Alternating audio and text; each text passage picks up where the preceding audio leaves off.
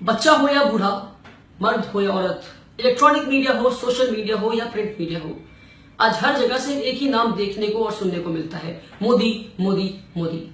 कोई मिस्टर मोदी को गालियां दे रहा है तो कोई मिस्टर मोदी को मसीहा बनाकर बैठा है। तो आज का ये वीडियो मैं उन लोगों के लिए बना रहा हूं जो मिस्टर मोदी को मसीहा बनाकर बैठे हैं। So through this video today I will prove it to you that mister Modi is no मसीहा। बट जब मिस्टर मोदी देश के प्रधानमंत्री नहीं थे तो 1 अप्रैल 2010 में कांग्रेस ने जीएसटी बिल लागू किया। जब कांग्रेस ने जीएसटी बिल लागू किया और देश के प्रधानमंत्री मिस्टर मोदी नहीं थे, तब मिस्टर मोदी का जीएसटी के बारे में क्या कहना था, आइए सुनते हैं। इस संबंध में गुजरात सरकार ने और भारतीय जनता पार्टी का स्टैंड बहुत साफ है।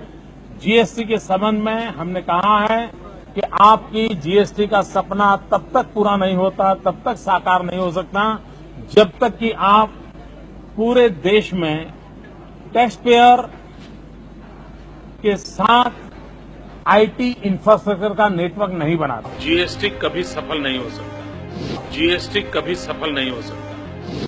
जी हां, जैसा कि हमने देखा कि मिस्टर मोदी ये कहते हैं कि जीएसटी इस देश में कभी नहीं आ सकता और जीएसटी इस देश के लिए हानिकारक है। पर अब जब मिस्टर मोदी देश के प्रधानमंत्री बन गए हैं, तब उनका जीएसटी के बारे में क्या कहना है, आइए सुनते हैं। जीएसटी का मतलब है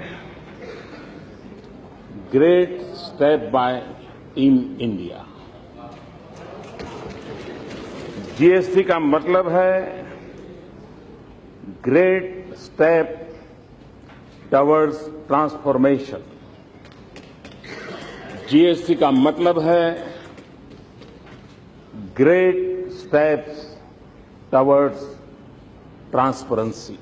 अब मिस्टर मोदी जब देश के प्रधानमंत्री बन गए हैं, तब वो कहते हैं कि GST is great step towards transformation and great step towards transparency. तो इससे यही साबित होता है कि मिस्टर मोदी देश का भलाई नहीं चाहते हैं। जब वो ऑपोजिशन में थे तो वो ऑपोजिशन वाली काम कर रहे थे, अब जब वो प्रधानमंत्री बन गए हैं तब वो जीएसटी के लिए बोल रहे हैं। तो इससे यह साबित होता है कि मिस्टर मोदी इज नो मसीहा, but he is a simple politician who has been playing his dirty politics for the past so many years. जब मोदी जी देश के प्रधानमंत्री नहीं बने थे और कांग्रेस एफडीआई यानी कि फॉरेन डायरेक्ट इन्वेस्टमेंट लागू करने की कोशिश करता है और मिस्टर मोदी तब ऑपोजिशन में थे, तब उनका एफडीआई के बारे में क्या कहना था, आइए सुनते हैं।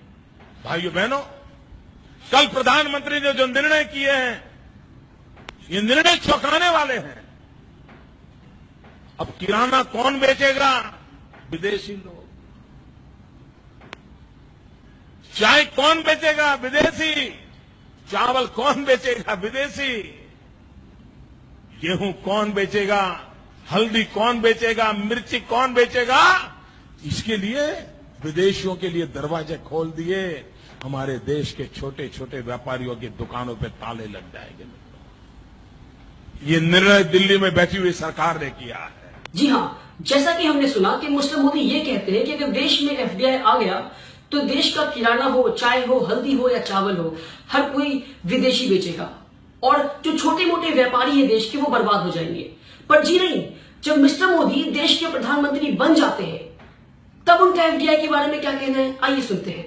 भारत में भी बहुत बड़ी मात्रा में विदेशी पूंजी की जरूरत है। फॉरेन डायरेक्ट इन्वेस्टमेंट की आवश्यकता है। और जब मैं एफडीआई कहता हूं तो मेरे दिमाग में एफडीआई एक साथ दो विषय लेके चलती है। दुनिया की नजरों में एफडीआई है फॉरेन डायरेक्ट इन्वेस्टमेंट, लेकिन उस समय मेरे दिमाग में है first develop India. Foreign direct investment की आवश्यकता है। जी हां, मिस्टर मोदी कहते हैं कि देश को एफडीआई की जरूरत है। मिस्टर मोदी कहते हैं कि एफडीआई यानी first develop India. Ladies and gentleman, once again this is what we call this hypocrisy. जब वो ऑपोजिशन में थे तो ऑपोजिशन वाले काम कर रहे थे। So one person who has two faces, one person in two different position acts in two different ways. This is a sign of a hypocrite. So hence proven ladies and gentleman that this man is no मसीहा। मोदी ये कहते हैं कि उनको देश की एक particular community की औरतों को उनका हक दिलाना है। पर जो लोग ये वीडियो देख रहे हैं, मैं उनसे ये कहना चाहता हूं कि जब मिस्टर मोदी अपना एफिडेविट भरते हैं स्टेट असेंबली इलेक्शन के लिए, तो उसमें वो मेंशन करते हैं कि आई एम सिंगल। पर एक साल बाद 2014 में जब वो सेंट्रल इलेक्शन की एफिडेविट भरते हैं तो उसमें लिखते हैं I am married. Ladies and gentleman, this man is not sure about his marital status. Mister Modi अपनी वाइफ जशोदा बहन को आज तक उनकी हक नहीं दे पाए, तो बाकी देश की औरतों को उनका हक कैसे दिलाएंगे? Ladies and gentlemen, try and understand that this man is no Masiha, but he is a simple hypocrite man. आप जो वीडियो देख रहे होंगे आपको मुझ पे बहुत ज्यादा गुस्सा आ रहा होगा, सारे भक्तों को मुझ पे बहुत ज्यादा गुस्सा आ रहा होगा कि ये क्या कह रहा है। मैं बस आपसे सारे भक्तों से सिर्फ एक बात कहना चाहता हूं, एक बार अपना हाथ अपने दिल पर रखकर एक सवाल कर ले कि ये जो बच्चा आज वीडियो में कह रहा है क्या वो सही कह रहा है या गलत कह रहा है। जी हाँ, अगर मैं गलत कह रहा हूँ तो मेरी वीडियो को ना देखें आप, पर हाँ अगर मैं सही कह रहा हूँ then stop supporting Mr. Modi and stop giving him the tag and the label of Masiha, because he is not a Masiha. He is a dirty politician. Thank you so much.